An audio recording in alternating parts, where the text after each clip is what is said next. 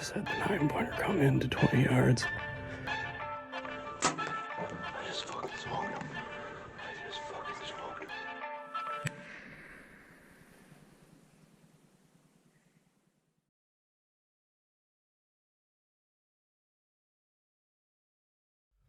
Welcome back to Borderland Pursuits, episode 5. Pretty exciting one today.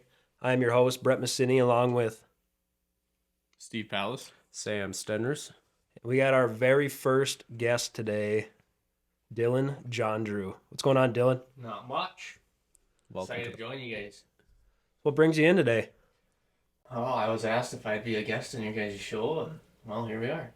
Yeah? Yep, Talk about a little bit of elk hunting. let's do it. Yeah, let's dive into this. So, Steve, Sam, you guys had a pretty good trip. Got into some bulls, I heard. Yeah, this was our third trip out to Third Colorado. I guess leading up to this year, we did a couple years over the counter in northern Colorado, and this year we drew a tag, kind of complete opposite side of the state. So we thought we had kind of everything planned out and a good spot. Which, of course, when you show up, everything looks different than it does on Onyx, and we were not able to get quite to the spot we wanted to. But we still did a death hike day one. I don't know how long was that, like 13 hours, 13 hours. How many miles was it? 9.5 miles, 2,500 feet of elevation gain, 2,500 feet of elevation loss. So it On was day one. day one. That's quite the hike, day one. That's what we like to do to ourselves. Yeah. Death hike day one. All to see no elk aside from when we were leaving camp. I swear I saw an elk. Sam didn't see it. I'm like, there's a fucking white butt running right up where we're going. And then we never saw anything after that. Not 4 in the even morning. deer or anything. I'm like, I don't see shit, Steve. I'm like, I have my light on the elk going across the road and up right where we're going. I'm like, Sam, it's the white ass right there. He's like, I don't see what you're looking at. And I'm like, oh, fuck. All right. I think it was elevation sickness. Yeah. No. That was a little later on up the mountain. No, it was the typical for me waking up the first fucking morning, fucking head throbbing, guts not feeling good, and I'm just rolling out of bed like, oh, fuck, I know what we got ahead of ourselves. That's a sickness you've experienced every time. Every time. Meals. It's like the first or second night every time. Because our very first year out there, we went to a spot we thought was going to be epic. And we're like, all right, we got out there a day before the season started. We did a little death hike kind of scouting trip up the mountain. And all we did was climb a mountain pretty much to find out that these side-by-sides drive up there all the time. And they were all telling us, oh, we've never seen any elk up here or anything. So we're like, well, fuck this place. We're getting out of here. We got back down, packed up, and pretty much went. Did we go straight to? No, we went to that other spot. We checked a different spot for day one before we kind of went to plan C. And went to where one of my buddies hunted before for rifle, and he gave us kind of some pins to go to. We went over there, and we at least saw elk. You know, we saw one bull had a cow calling back to us, and then that was year one. Didn't have any shot opportunities or anything. And then year two, when we went out there, we drew deer tags also, and we went the first week of the season both those years, and it was hotter than hell. Elk weren't fucking vocal, and it wasn't that fun chasing them when you can't hear them, and there's a million hunters all over this mountain. So after the first day, we kind of changed tactics to mule deer hunting because we figured out how easy that was on that area because everybody's hunting elk up the mountain, and the mule deer kind of easy to pattern them. So we switched to that, and yeah, kind of gave up on the elk hunting pretty much. Well, minus the one day we hiked into that wallow and sat there for 12 hours not to see anything. And on day one of year two, we did do a planned death hike, which worked out perfectly. We landed on this fucking bench on the opposite side of this mountain where we're fucking smoked. And we're coming down right into this opening, and we look to the left, and I'm like, Sam, there's a fucking dark head. Like, that's a bull. And it stands up and just fucking walks away from us because we weren't paying attention. We're smoked coming off this steep incline, just walking, and it sees us before we see it, and pretty much ran off. So that was our pretty much elk hunting experience leading up to this year, And then we drew on the opposite side of the state and had a little bit more luck. But, yeah. You got anything you want to add on that right now? Yeah, well, we decided to drive out there after working all day, so that was fun. Coming from a guy that can't sleep in a truck very well, and with him, where he can sleep anywhere. Makes it rough. I think I got 2 hours of sleep that night, and I woke up. We're an hour outside of Denver, and we're on a dirt road. I'm like, Steven, where the hell are we? He's like, I don't know. The GPS told me to take this turn. I'm like, what the fuck? We took a scenic route. We did. It was all right. Yeah, you just got to see the landscape a little bit, get the feel for the country. Yeah. But where we ended up this year, we won't say any units or anything, but it was probably the most beautiful unit you could hunt in Colorado because the scenery was just awesome. And each spot we went to was like that, pretty much. After we did the death hike on day one, we kind of changed it up. We had a few different spots marked out throughout these couple units we had to tag for. So we kind of hopped around and we changed the tactic from pretty much road bugling at like 2-3 in the morning, started out trying to locate them. And it just sparked off. Well, it was the second day. It was calling for rain, so we kind of slept in that morning. We're like, hey, let's get in the truck. Let's drive around the unit. We actually ended up locating that bugle that second day, basically right off of this canyon road. And so that was kind of our tactic. Use that as just, hey, there's elk down there. Let's drive this road. Let's try to locate them. Like, why hunt where all the pressure is when there's no elk there too? So. But it was it was a big bitch of a canyon because no matter where we were on the road, when one would bugle back to us, we'd look on the map and we're like, fuck, it's like 500 feet or so, pretty much straight down to get there. Canyon. So it took us a little bit of kind of game planning on how we want to go about getting to it. So we tried a few different tactics. Well, it was the second time we actually kind of hiked in off this trail. Yep. And going off our Garmin inReach, it was calling for rain. We're like, oh no, like it's not gonna rain. We get like a mile and a half down in there, basically where this bowl should have been. All of a sudden, the skies just open up and it just thunder, rain. We're like, we look at each other like, what the hell did we just get ourselves into? Did you guys go in prepared with your rain gear and everything? Yeah, we had our rain gear, everything on. But it was looking like 2 days of this essentially, and we thought we had a window, and we had one bugle back to us. We're like, fucking let's go for it. And then it just hammered down on us. We got in. We're like, we're not gonna sit it out when it says 2 days of this. Like if it was maybe just a little pass by, we would have. So then we just hightailed it out of there and pretty much rolled with that same tactic for the next few days. And we did do some random wheel hikes and stuff, but all of our luck was coming from the same canyon. Where at like one time we had 3 bulls bugling back to us. We dropped straight down into it. Of course, my guts weren't doing good. I'm like halfway down. We have this bugle, and it was like a mean bugle back to us consistently. Like we're going down like every 100, 200 yards or feet. What was it? I'm trying to remember how often we were calling. It was like every 100 yards. 100 yards. Yeah, we'd stop, let a bugle rip, and it would be right back at us. So we're like, oh. And we got to a point where we were 100 yards from the bottom. I'm like, Sam, I got fucking shit like right now. And he's like, that's fine, go. And I'm like, yeah, but I need your toilet paper.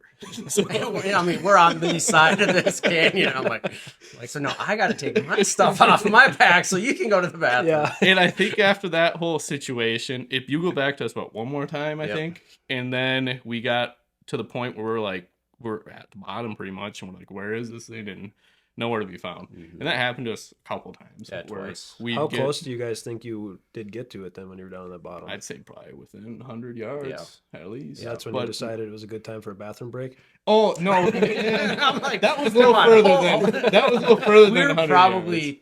250. Yeah, it was like halfway down. And the wind was still good at that point. We're like, we weren't really concerned about that. But you have a couple options, right? You're like, you can stop, you can take care of it right now. You can shit your pants.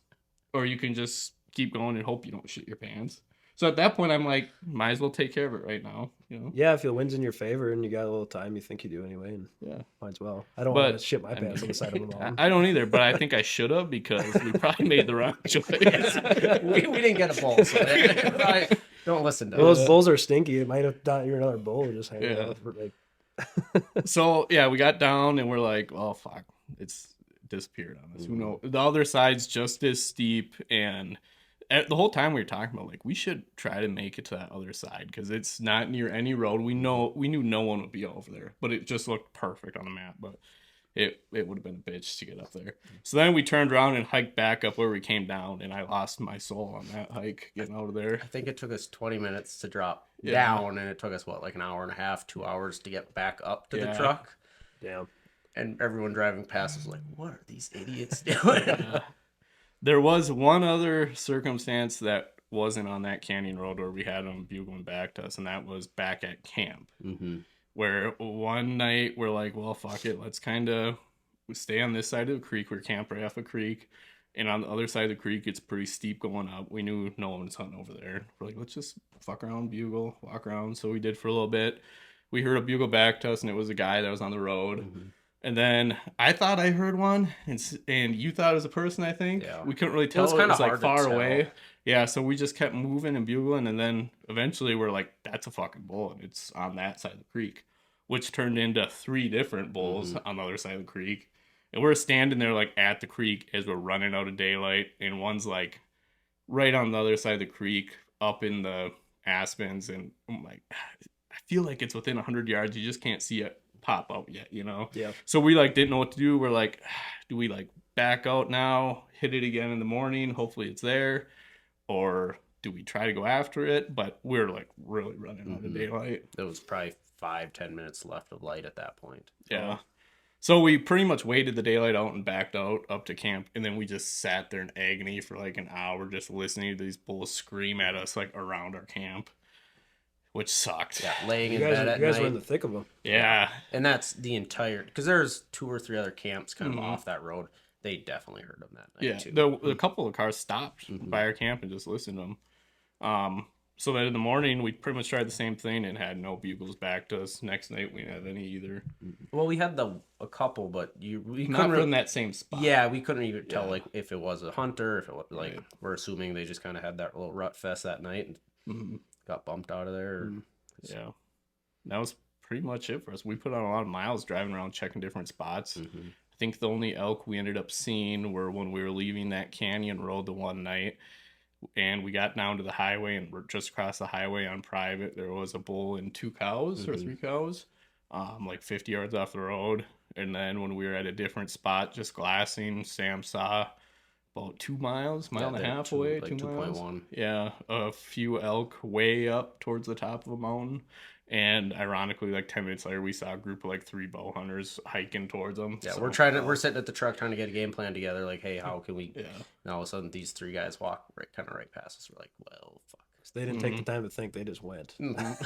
Well, we don't think they saw them. No. Just off where we like, they were camped like down the road, so we were kind of like parked on like this high Yeah. area, so we Okay. could see them.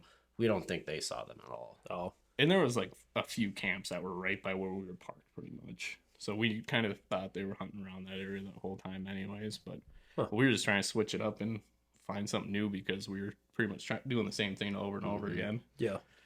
But Yeah, and it was during muzzleloader when we went, and we heard what 2 shots Yeah. for sure. yep. Which we were kind of surprised that we didn't hear more than that, but Yeah. it's not a bad thing either. So, do you guys recommend that unit for like Dylan and I for future? Yeah. Yeah, I don't know what it'll turn to with how Colorado switched things up this year. I think in the past, like we ran into people and they said they draw it every year with like 0 or 1 point yeah. pretty much. Okay. And we had 2 points for it. But now with Colorado switching to everything as the draw, I don't know if it'll make that one worse or better. You know? never know. Yeah. It'll But- take a couple years to tell. It'll be interesting to see this upcoming year what Yeah. we can do. I know Dylan and I have been talking on ideas of where we want to go, and this whole points thing is really going to throw us off with not having any. Depending on how they work it. Yeah, I think there'll be a lot of those units. A lot of those OTC ones are still going to be like the 0 or 1 point or whatever, but they're just going to cap them for how many people can get in there. And I don't see them wanting to lose out on all that money that they get, from over the counter. So I feel like it should be a 0-1 point draw. Yeah. I think in the long run, it's going to help the herds out, the hunting pressure out phenomenally. It'll just Yeah. take a couple of years. And Well, I hope you're right. And then they reintroduced wolves, so got all sorts of. well, I thought I read an article that they recaptured them. Is that true or not? I saw one got killed by a cougar, and then there was another one that was killed by something. I I haven't seen anything besides that. I haven't seen Yeah, anything about we it. might have to look that up. But I thought I read Yeah. an article that they got recaptured because of livestock damage or something along those lines. I did see the mountain lion one though, and I was like, "Fuck yeah!" Yeah. Yeah. Well, what was it? Our second year, the one hunter that we ran into, he had a pack of wolves surround that one morning when he was hunting, Yep. and he showed us a video. He was dropping in on an elk, and he had a pack of wolves basically Yeah. start surrounding And him. that was a few months before they introduced the wolves. That was before they dropped that pack in. Yeah. He had a pack of wolves on him. Mm-hmm. So they just made those numbers so much worse. Yeah. So Dylan, how did you end up going to Colorado elk hunting with, let's say, your lack of hunting experience? What got you into doing that? Well, I mean, I've been hunting. I was introduced to it, when I was younger with my dad, and then, Brandon, your brother, growing up, whatever. But it's just a time thing and all kinds of life events. But as for this elk hunt this last season, it was a kind of a toss up if I was going or not. And, I was talking with you of, who's all going? Is there room? Is there not? Whatever. And then there wasn't, truck's full, no problem. And then it was like the week and a half before you were planning on leaving, you text me and you're like, "Hey, everybody backed out. I need somebody to go with me." And I'm like, "All right, I'll see what I can do," So ended up working out. I was able to get the time off, and next thing I know, I'm gathering up all my stuff I need, and well, yeah. With very little time. So, Yeah. quick question: on a scale of like 1 to 10, how prepared do you think you guys were? Well, For which aspect? Just of like it? the gear wise, Gear-wise? yeah. I think for myself, I was pretty well prepared for this trip specifically of two first timers going. Like I felt like I was almost over prepared with the gear that I needed, with after talking with you two and what you had and building up my pack list and everything. And then I originally bought everything to do spike camps, and like I was pretty well set up. There were still some things when I got there like, oh, this would be nice to have, but I was pretty well set up. But Dylan, how did you feel with a week and a half to start buying some gear? I mean, I got my gear for around here and whatnot, but after everything was set in stone, it's like, okay, it's a little different out there. So, pretty much starting from scratch for, clothing and just the essential gear you need out there. So I was scrambling, doing the research of what people use, what you guys have used and everything. And so I was just ordering it, going, picking it up. And luckily I got pretty much everything we could have thought of having for, time and whatnot. But I think after going out there and doing it, I think I had pretty much everything I could have really needed. I don't know if there's too much more that we could have. I think with putting my gear list together and then what you were able to scramble for that last week and a half, we did really well. Yeah. With the equipment we needed. I would have liked to have had probably another bow, like a backup bow or something, because we didn't have your bow ready in time. And I was a little worried about that aspect for myself, because I know like you two going together, if you're both packing a bow, like if something does happen, you at least still got one. Yeah, and we had a third one this year too. Oh, so as a like backup. that's phenomenal. Like we were riding on the old Matthews, hoping that nothing. Yeah, I mean, like I said, it was literally that week and a half before, it's just in my lap, and here we go. That's just last minute thing, which I'm used to doing. Is what it is. But we made the best of it. I think it was a hell of a trip. I loved every second of it. So, did you ever before he asked you a week out? Did you ever think I want to go elk hunting? Oh yeah. You did. I mean, my cousins and stuff. We've talked about it. Just nothing ever got planned or whatnot. And then I don't know if Brett talked about it first. I think that's kind of how it went. And then we went back and forth about it prior to even planning this trip. I think is how it went out. But we talked about it for sure, and it was something that always sparked my interest and wanted to do at least once. And I think it's safe to say it's going to be a lifelong thing that we're going to be doing. So. Absolutely. I know you and I had talked during the summer at some point and mentioned to you that I was going with my buddy Isaac, Yep. who ended up not being able to go. But you were like, I'll go and film for you or Yeah, whatever. And yep. then you were like, kind of came down to the point, well, I don't know if I can get the time off, this, that. Yeah. And then all of a sudden I was down to, well, he said maybe, and when Isaac backed out. And I was like, there's a chance. So shout out to your boss for giving me the time because kudos. I mean, they're good to me. It's, like I said, I've done that kind of stuff before. It's just, let's get everything going, Yeah. I just need to know. So when I was giddy as could be before going out there, like talking with you guys, but like just the amount of fun you've had with the success of the muley, no elk yet, but just being out there living in the mountains for a week and chasing bulls around, like I was pumped. So this last summer I spent quite a bit of time shooting my bow. We went to Bow Fest, moved into this new place where I can shoot my bow a lot more often, which is so much fun and just definitely makes me a better hunter and more prepared. But leaving the driveway, I was loading everything up, like just giddy as could be, just smiling ear to ear. Like I was texting Dylan, I was like, because he had to work that day as I was driving down to his house. I'm like, you better be ready because I'm showing up. Like Kind we're of the hitting same this thing road. with you guys, leaving right after work and whatever. And Yeah. luckily, I got home a little bit earlier, and I'm like, all right, throw everything I need in my truck, wait for Brett to get here, and then we had to rearrange everything. Yeah, I brought a lot of stuff. So There was no room in the cab, and the box was, we had it was full.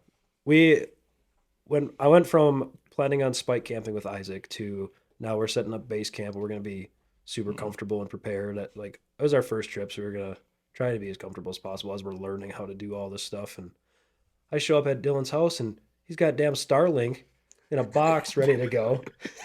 You never And I'm know. like, I'm like, where'd you get this thing from? He goes, oh, my girlfriend ordered it. We figured we'd try it out in Colorado. And I was like, First test run. And yeah. came in handy. So we had my Garmin and then we had Starlink. So we were pretty set up. We Really. were living it. I mean, it was, So for what it was, it was a hell of a time. we were living large. We were sleeping in a tent, but we were still we kind of had it all. Yeah. Big plans for next year, though, that's for sure. Yeah, he's been talking about building this trailer and everything else, and I'm like, well, if we're gonna do it, we better start planning now. Oh, yeah. 'Cause- You gonna put a big BP logo on the side of it? oh yeah, for sure. Borderland Oh, yeah. Pursuit's is gonna be. Watch out. Watch out. Big wrap on the front. I don't do. We want to tell people like where we're not to going? hunt. Yeah, where not to hunt. Oh, these guys are here. We better stay away. They just heard stories of 3 years of no success. So. So for this year, how many years prior to this year were you like, I want to go this year, and then it just didn't happen? Because I know last year you wanted to go too, but it just It's didn't been happen. since about the time you guys started planning your first trip. It got Okay. in my head, like I want to do this, and I was talking with Dalton at the time. Yep. And he was like, yeah, I'm in. Yeah, I'm in. And then it kept coming into, I can't get work off, or I had stuff for work that I couldn't miss. This is a And couple of years of hesitation. a couple of years Yeah. of hesitation. And then, Which is the same thing for us. I think it was our third year where we were finally, because I think 2020, 2019, we're like, we want to go. And then we just came up with some sort of excuse, whether, I don't know if it was just like the intimidation of going somewhere that had no experience, but we finally just said, fuck it, and went 2021. And then same thing with you. So for someone to have a week notice and be like, yeah, I'm going, I'm like, that's pretty fucking Because badass. that was almost us in 2020. I remember Yeah. he texted me like August. He's like, "Hey, let's just go out there." I'm like, I'm like the person I like to plan. I'm like, I would not do that a week out. I'd be like, hold on, let's pump the brakes. Dylan's my ride or die, man. That's Like, shout out for being just a badass dude for being like, yeah, a week, all right, I'll buy all the shit. I mean, that goes for anything. Hunting or just life in general, or vacations or whatever. It's just, well, sure, yeah, let's go. So for like those of you that don't know, like Dylan's been like a lifelong best friend, brother to me. So anytime anything's ever come up, he calls me or I call him. Like we're there for one another. And Yeah. like this trip was just like another just shining moment of that. Mm-hmm. Like we're doing it because I was at the point where I was going regardless. Yeah, I you didn't- actually, I think you texted me or we were on the phone or something. You said, if you can't go, I'm still going, but Lexi is not going to be happy. Yeah, like the wife was not impressed. Well, like we with even my said, like idea you of could that. tag along with Yeah. us and just kind of go out there, get the Go out there experience, and and yeah. get the Yeah. feel for it. I was just dead set on having a bow in my Right. hand. Like, Yeah, when you get that in your head, it's kind of hard to be Yeah, the guy that's it's like- just there for the pack. But I spent like the summer, like you guys know, like preparing and training. Spent too much money. We can get into that later. Yeah, but, that's another. Well, that's half the fun of it. Is just like all summer you're looking forward to this Yep. trip. Yep. It gives you a reason to go shoot your bow. It gives you a reason to go to Bow Fest. Absolutely. Like in the summers in the past, like I'll be fishing, like that's all summer long. Like that's what I'm doing. And like I don't start thinking about whitetail really again until come end of August when I want to start getting dialed in, where elk hunting was like a summer long. Like I'm shooting my bow, I'm being prepared, like try to do my very best. Like if I do for some reason get lucky on my first time out, I want to make sure I'm the most prepared I can be to make that shot. right. So And I think for that's going back for me. It's always a time thing, and whatnot. So being prepared is a thing I lack. I don't get to shoot my bow as much and whatnot. So I didn't bring it, of course, this year. But this next year, I'm definitely gonna invest way more time, maybe upgrade a little bit, and be right there with you with another bow, and just having a whole another year to prepare and better myself for the next season. So It'll come quick. it will. It'll come quick. Now to get into like our little recap of our extravagant camping trip is what we went on. Bow hiking. Bow hiking. We showed up to a spot that I e-scouted, and I had Steven looking over like some of my ideas and stuff. And when we showed up to the ideas that Steve and I talked about, it was like a no-go from all aspects of either too many people that was just insane, or like the access to the land was not what it looked like on e-scouting. So we ended up going to like my plan C idea, and it went up to we were kind of by a campground of some sort, and the people there it was wild amount of people, but they were all like super dispersed in different areas. So we're like, well, we're gonna try it. And night one, we went on, it was about a mile hike, I think, yeah, and I hiked up over the top of this peak, and we're like, this is honestly phenomenal. Seen a Like, lot of good from sign. anything, like from never being out there, Yeah. not really knowing how to elk hunt, but we like sign was everywhere, and we were able to see what we wanted to see. There's rubs, like there's shit everywhere. Like we're coming back here tomorrow morning early. So to roll into the next morning, we're up, we get after it.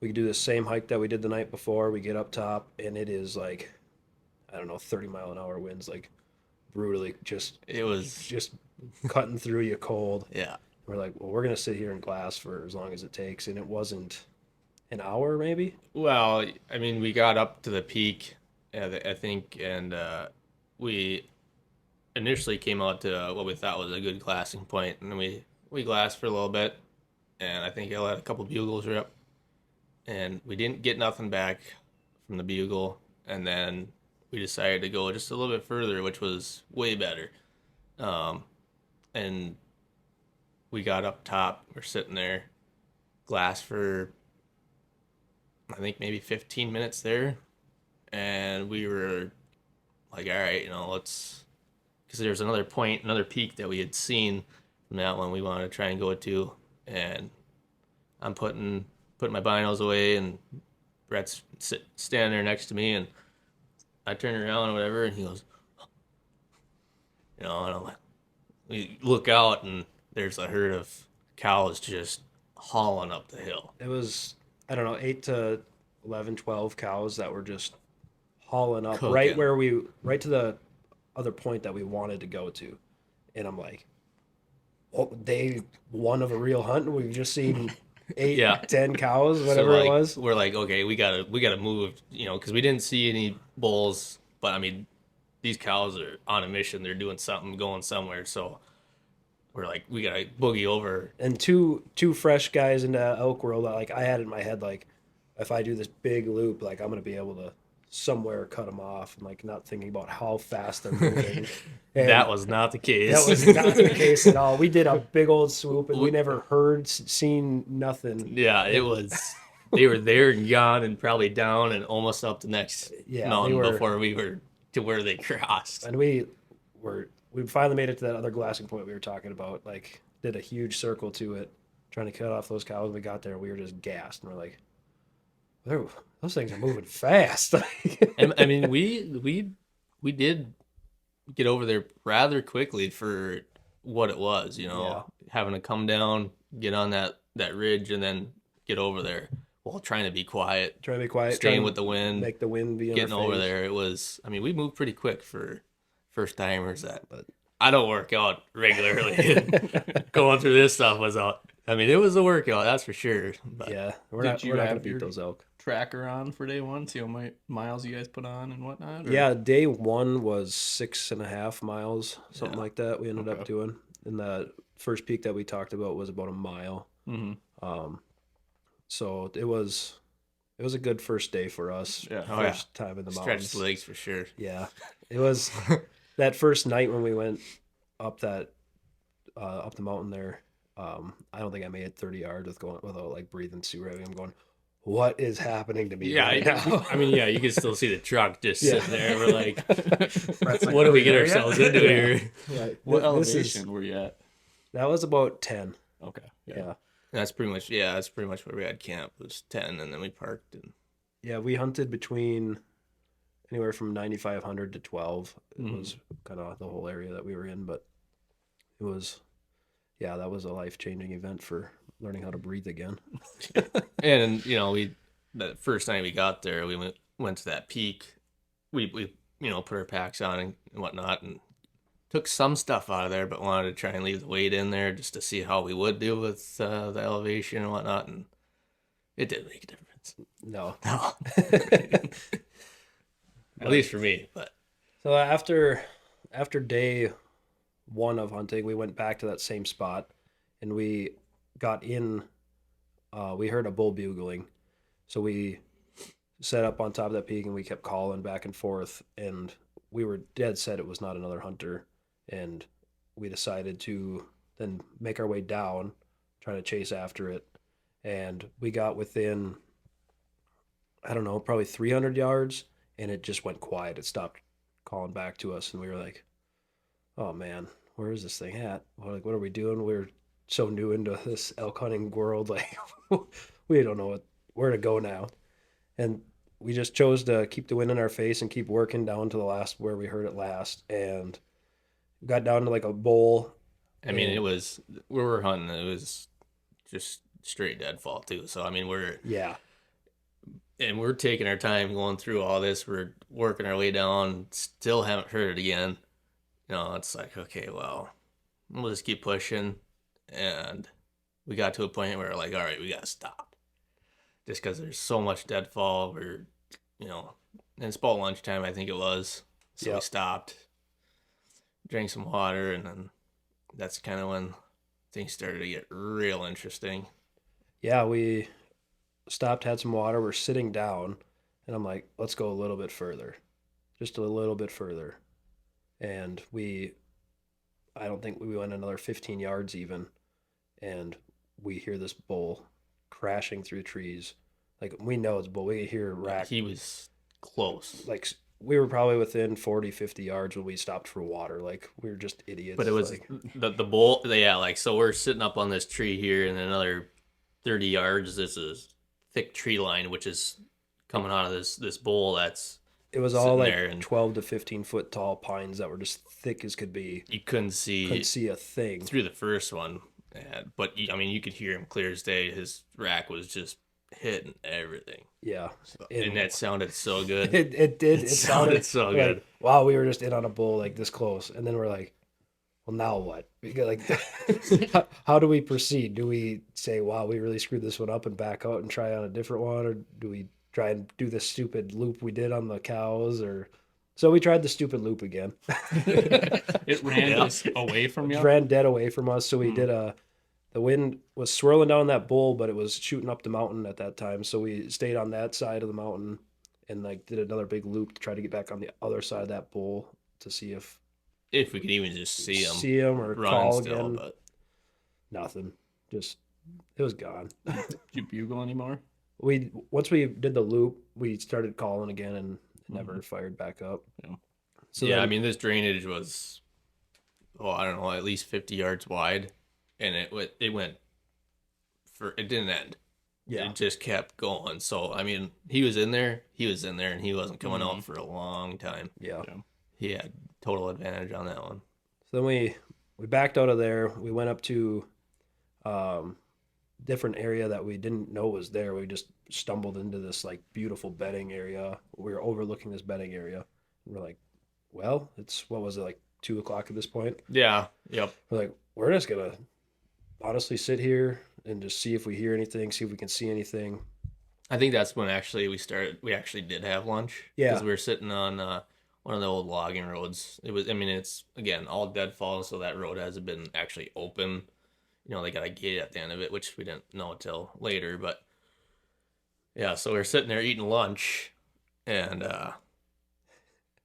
we're kind of getting finished. And then all of a sudden, I think we heard the first bugle again. And then it was close.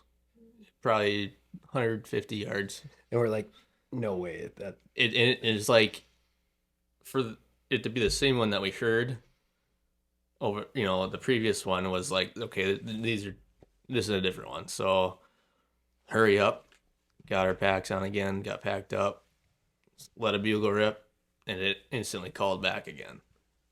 So then made our way into what he was talking about, the bedding area, which we didn't know until we got in there, and kind of got upwind, wind's in our favor, and then we can kind of see how this is opening up to it's a nice opening, and we just sat there for a while, and well, we set up there, started then calling again, and now up above us, we're being called to, and we're like, that's got to be a hunter for sure.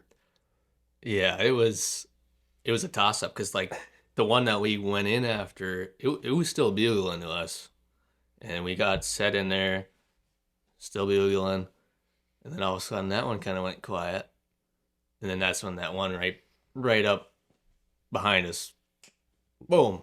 Yep. And like, what in the world? so we called back and forth with this hunter for a little while. After about the second call, we're like, we're really just fucking with this guy. Yeah. So maybe we should. So we dipped out. We walked back up to that logging road, and we come up to the logging road, and these guys are like, there's two of them. Arrows are knocked. Both of them are ready. Like just about pulled back. Like just about pulled back, and I'm like, I step out like really carefully around this tree, and I'm like, yo, and they're just like, we're people. Like, you've been calling to us for the last 20 minutes. Like, don't shoot us. Yeah, that was, I mean, like I said, after the first few, it was pretty apparent, because they would change from a bugle to a cow, and they're like, all right, yeah, well. So we, a little entertaining, so we kept going back and forth with them. So those are the only archery hunters that we ended up running into. We hunted that same like bedding spot, and then did some other loops almost every day of the hunt after that, because there was just so much sign there, but the pressure got super thick with muzzleloader hunters, to where we'd go sit up perfectly. We'd be calling down, there'd be real bulls that we'd be calling to, and we were trying to make plans on moving to them. Otherwise, we're going to wait and see if they were coming to this bedding area. Kind of unsure on how to proceed with it, just not knowing how to elk hunt really yet. And muzzleloader hunters, every single night, like we're doing like Wisconsin deer drives. it was over this bedding area. blaze orange. Yeah, and they Throughout where they were bedding. And when we were calling down to these real bulls, like these hunters were like moving in on us, thinking that we were bulls. Yeah, so like where like the days before, that day before where we first seen the first hunters, you have like their bedding, their logging roads behind them, and then like you have these two ridges that wrap around, and then in between them is what used to be a drainage, I guess. And so we're sitting up on this further ridge where we can see that drainage, but we can also still see the bedding. And yeah, we'd get in there, get settled, and bugle. We might have heard one or two way out there, but then that's when we would start seeing the orange pop through the trees, and they just keep getting closer and closer. And We had to, I think, get the flashlights out. I don't know, 5 or 6 times because one guy ran across the bedding with his muzzleloader in hand, ran across it. and I'm sitting there shining my light Yeah, like right on him, and you could see him kind of like and he still kept coming for it, like coming right at us. We're like, we just watched you for the last 200 yards work your way down to us. We've been shining flashlights to try to let you know like we're here. Nothing's working. Gets within 70 yards of us now. Like, you got a muzzleloader pointing at us. We're not wearing any blaze orange. We're fucking archery hunting. we are hightailing it up this ridge to get out of there. We are like, screw this. We're not getting shot today. Like, Yeah, that's something you don't want to mess around with. no. So Like I've read articles where bow hunters with like decoys have been shot at. yeah, With like the bow mounted decoys. we wanted nothing to do with that. So we Yeah, got it out of was. there. I mean, I get it. It's public land. You're gonna have a lot of pressure, but Yeah. when you're seeing somebody that visually, I mean, shining a light at you, saying, "Hey, we're here," and you just keep coming, it's kind of nerve wracking, not knowing what is going through their head. And they set up, I'm not kidding, like, I'm talking to your drives, like, they had 7 guys set up, like, overlooking this bedding area where they were, like, standing on a tree right next to the bedding area. Like, I'm like, what is happening here? Like, you guys are pushing elk right now, but the wrong direction? I don't know. Like, I'm just, They were trying. yeah, just didn't get it. But Then didn't you guys have someone set up like the one morning, like right outside of your camp? we moved to, after all this happened, like, one of our last days, we moved to a different area, and we were set up at camp, and So like, yeah, we moved, and we found a spot to camp. It was killer. And nobody like should have been like diving in on us, like the way, like, it was so enclosed, like if they had seen our truck, like there's nowhere for them to go. I didn't even want to take the truck down the trail, but we did it. We Yeah. got down in there, and so we set up. Yeah, that was set up down there. Did a little scouting the rest of that day, and it looked really promising, both on the maps and just driving around. It was pretty cool. Other than the free range cows coming Yeah, rolling through. tipping our coolers over and Yeah, they everything were. else, but They wanted every bit to do with us. They were so interested, but.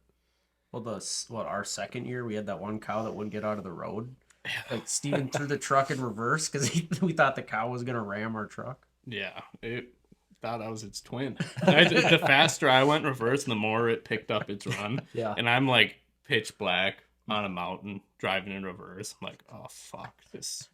I mean, yeah, there was probably 60, 70 of these cows, and they were just right there, congregated right to us, which like, they weren't when we come up the road. We see them way back. like almost a mile. Yeah, but I mean, if not more, we got in there was nothing. Yeah, And as soon as we're in there, we wake up that night, like we're finished setting up that night.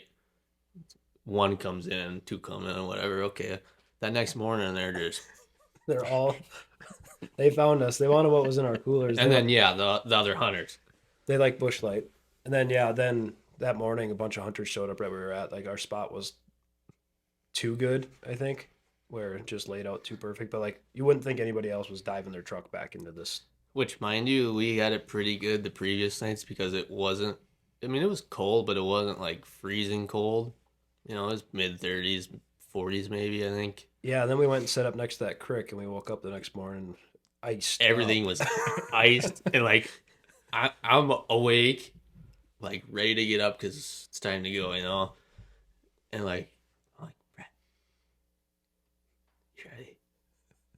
And then like before I could like get a response from him or anything, here comes this truck just pulling in. I'm like, what is going on here? Because okay, maybe I'll just go back to bed. And I'm sitting there listening. And it's, I'm cold this morning. So sitting there just listening. And I thought, he'd see us and just turn around, go back out. No, he parked. 2 of them get out. They're getting their stuff ready. And they go walking up right where we're right where we plan to go up. And I just laid there and I'm like, So And like there's other accesses to the same like area that we were gonna be hunting that when we drove by nobody was at.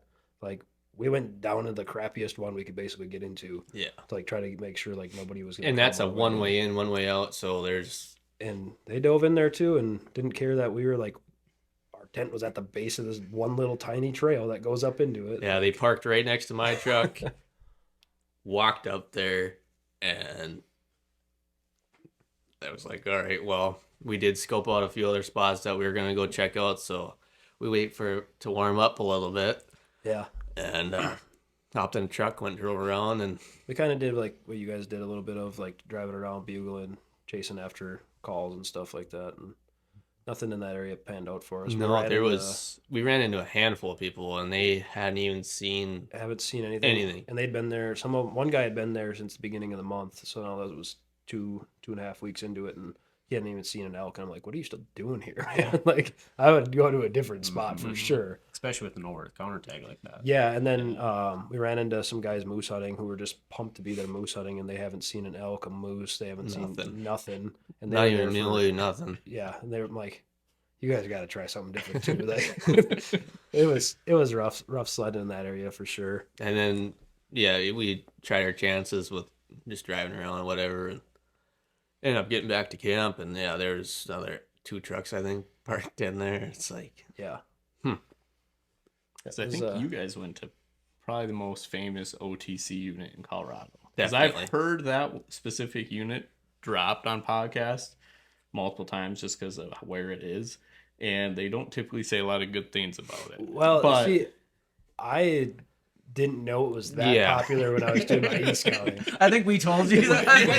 You guys told me like, oh, it's gonna be busy, but like the deadfall's super bad, so you might not.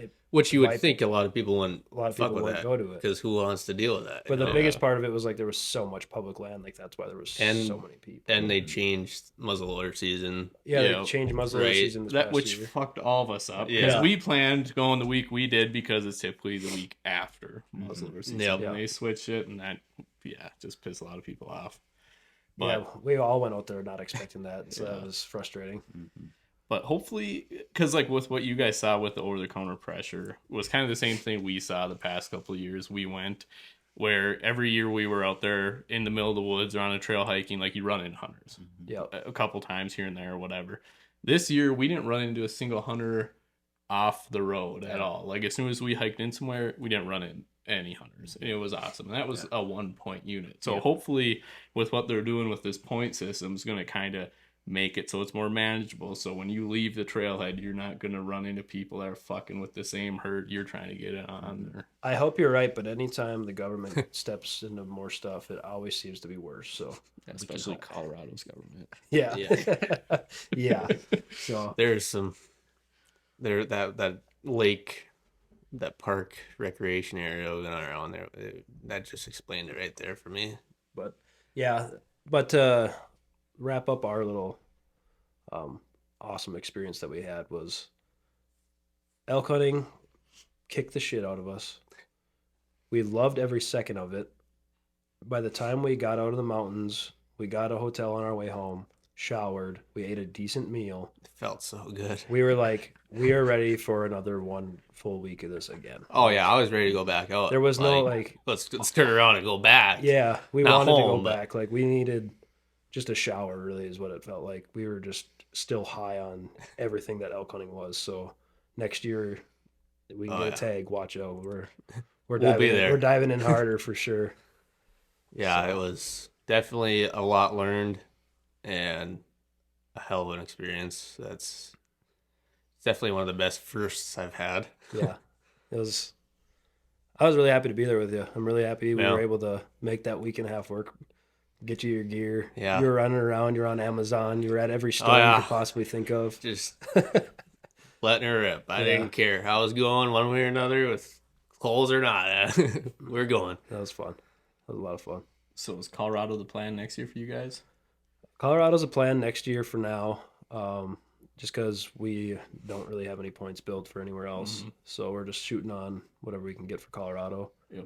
Still gonna drop. You're still gonna put in points for. We're going to put in points all over. Yeah, kind of like what you guys do. So Yeah, we're going to chase your guys' points a little bit and see what we can Yeah. match up in the future to try to get us all out together on a trip. And Which I think we're pretty much committed to Montana, I Yeah. think we have to put in in for it, and we'll probably drive. And my work schedule is going to kind of fuck with that, which might turn it into like an October rifle hunt for us. But it'll be the deer and elk combo tag. Nice. Which will be nice to have. Yeah. Yeah. Maybe with the rifle in our hand, we'll have a little more luck on our side. Just 3 years of archery elk hunting, though. I don't know how I'm going to feel if the first one I get would be with a rifle. Yeah. Yeah. It's not going to be the same. Like, in my soul, I'm like, I need the first one to with be all your with the time, bow. energy, effort you've put into with archery training and everything else. I can definitely understand that. Sam says, I don't care.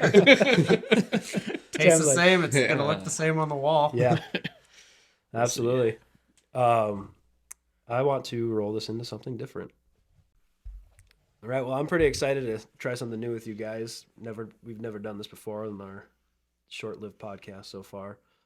I come up with some trivia questions today about elk in general, not specific to hunting. So I'm gonna test your knowledge a little bit and see what you guys got. Is there a prize for the winner? The prize is that the winner gets to make the loser.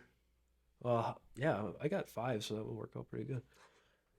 If there's a clear-cut winner, the winner gets to make the losers chug a beer. I'm No, used to losing, so no peeking over here. All right. First ever trivia question on the Borderland Pursuits podcast. Here we go. How fast can an elk run on average? I'm going to say 38 miles an hour. 38. What do you guys got? 30. 30? I mean, we were just talking about how Dillin and I tried to catch up to these elk, so Actually, Run 30 miles an not hour. a chance. Usain Bolt can't even run 30 miles an hour. yeah, no. I'm gonna say 31. 31? Yeah. All right. According to the Google, 40 miles per hour. That's a point for What, Dillin. Dylan? what does a grizzly go, like 30? I don't know. I guess That's what didn't- I was trying to think of the whole time. I'm like, a grizzly goes about 30, so Well, I didn't guess look I into did. that one. I did kind of because he told me there's gonna be trivia, so I'm not gonna lie. I did look up some unfair. stuff quick. You looked But up, so you looked up some general stuff, and I just said I need help with. so you guys Googled the same shit. Yeah. He's like, trivia questions for elk. there was no specific trivia questions. I had to. But read, fun I had to fact, read Brett's about like, them. here's the homework. I'll help you. No. But fun fact, elk can run faster than a whitetail for a short distance. for short distance. Good to know. Good to know. What's a whitetail's average speed? Didn't look that one up. Future trivia question right It's there. faster than elk for longer distance. There you go. All right. So that's 1 point for Dylan. I feel like I'm back in high school. So next question is, what is the average lifespan of an elk? 8 years. 8 years. Think about it for a minute. You got predators, you got hunters, but you do have a very dominant Is this like animal. state specific or This is just North America? North American average. I'm gonna go with 10. 10? 6. 6. So according to Google, it's 8 to 12 years. So tie maybe? I don't know. Whatever you guys want to go with. You have to have a tiebreaker question for this. Yeah. I can do a What's the tiebreaker. But he gets a losing point for that. I want Yeah. to note that. Yeah. He lost that one. He's 0-2. Sam is 0-2.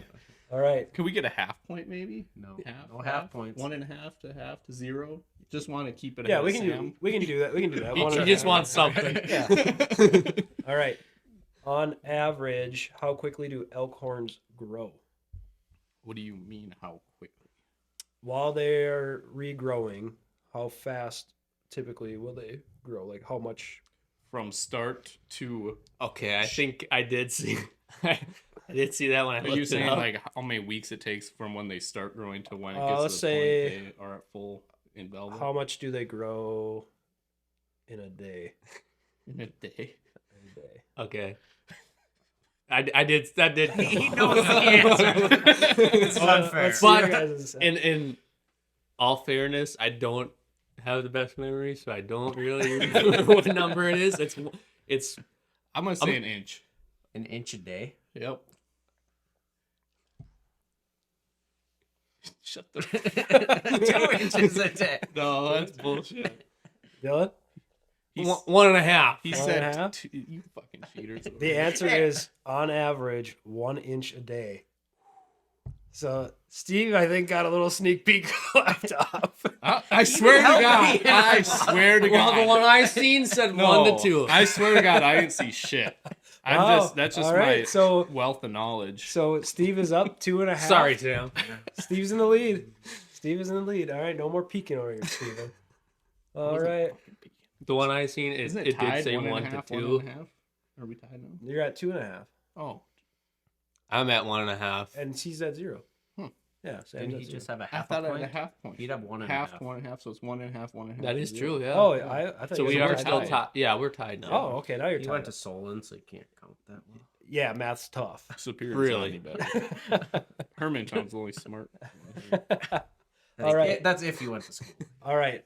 So, how many chambers does an elk stomach have? Ooh. I want to say Oh boy. I'll say 4. 2. 4, 2, I got to go with 6. 6. I want to say it's 8, but I'm going with 6. I wanted to say 8 too, but 4 is not. Some reason that just rings. Okay. The answer is 4. So for a bonus, what do the chambers do? You guys got any idea? Does it kind of work like a mountain system? That's what I'm kind of picturing. So the first chamber of the stomach holds food, while the other 3 chambers are what helps digest. So that's what I learned today. All right. So now I'm at 2.5. For the final question of our first time of doing trivia, Is it worth 4 points? No. You lose regardless, Sam. I hope you know. on a mature bull, how much can the horns weigh up to on a mature bull? Up to per antler Per side. Total? Oh, total. total Total. between the two, 120 pounds. Wow, that was a big guess. I'm going to go 90. 90? What do you got, Dylan? 70. 140. 140. The answer is 40 pounds. Yeah. I'm like, you know, how much these weigh? I'm like, I'm going to lower mine. So. I just remembered being at this fucking zoo and they had the elk antlers up, and I swore it said like 50 something pounds, and I'm like, maybe I was trying to remember. I'm like, was that per or was that for both? I'm like, it was a pretty small one. So that's average from Google on a mature bull. So I don't know if they're talking 300 inch, 400 inch, Yeah. what they're calling mature, but that's the average.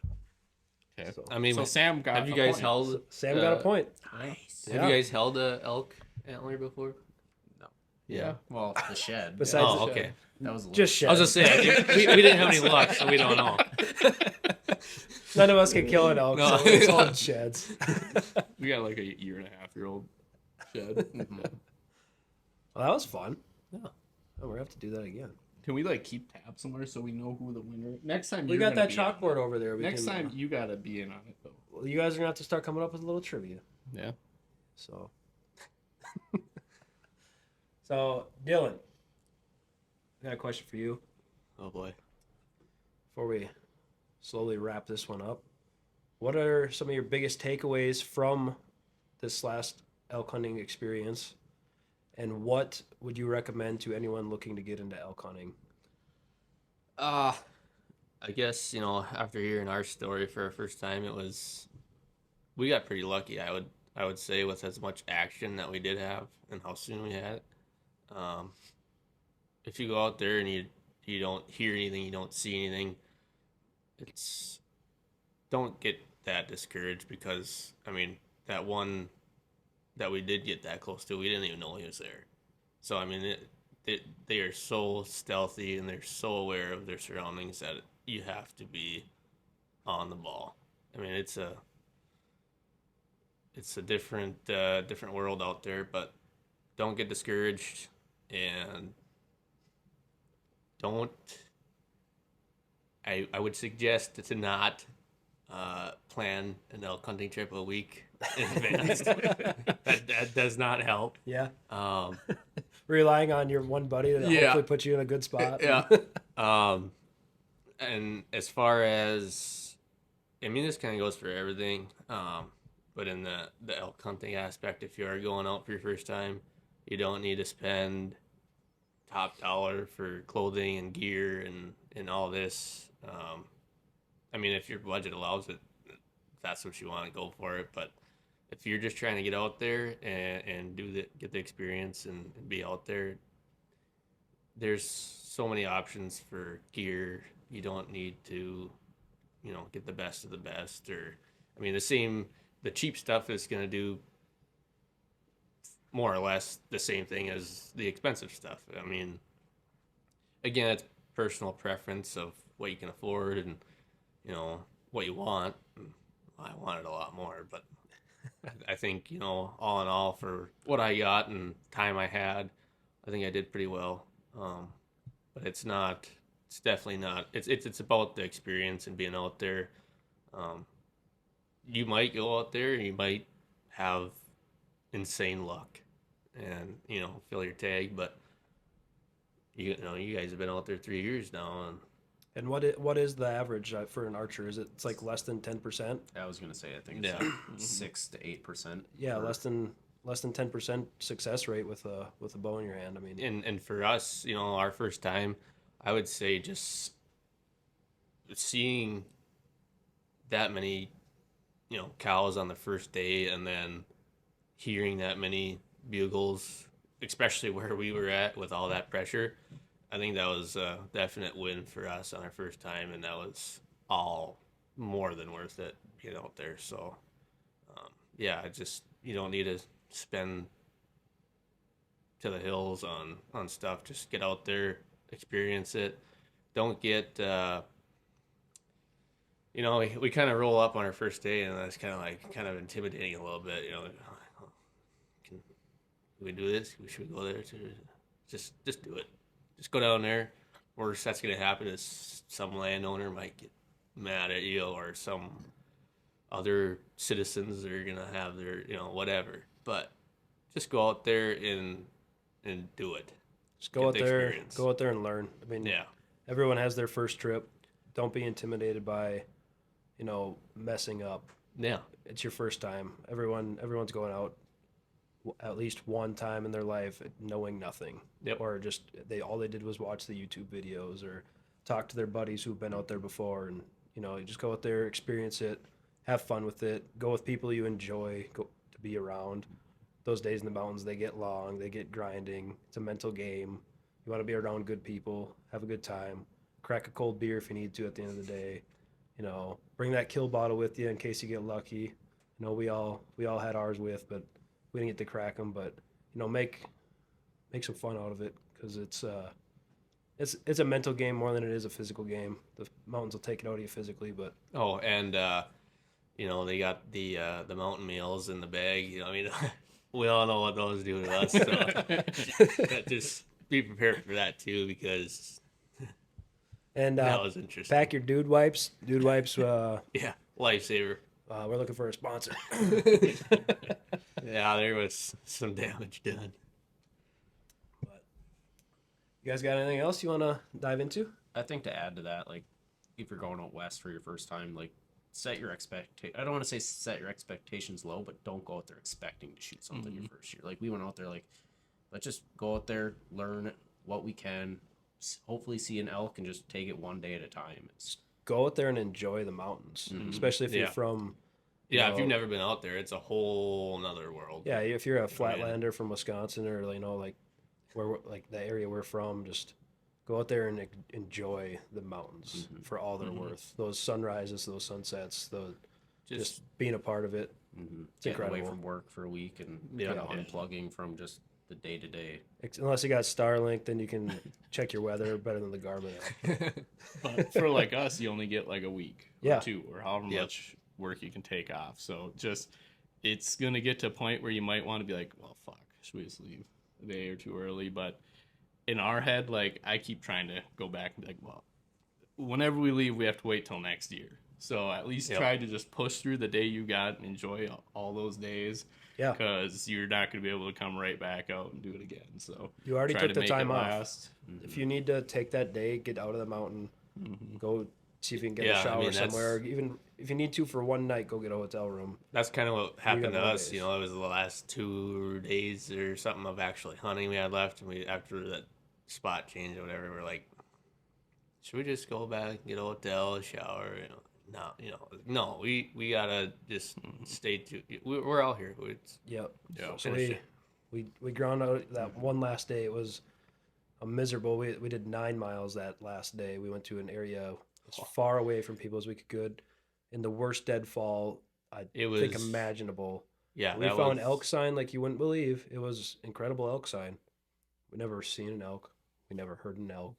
But when we got back down that night, we were like, man, am I happy that we did that. we did that. I mean, it was the rate of elevation change alone was just a It was whole experience of itself. steeper than we'd already anything we've been on so far, and way worse deadfall, misery.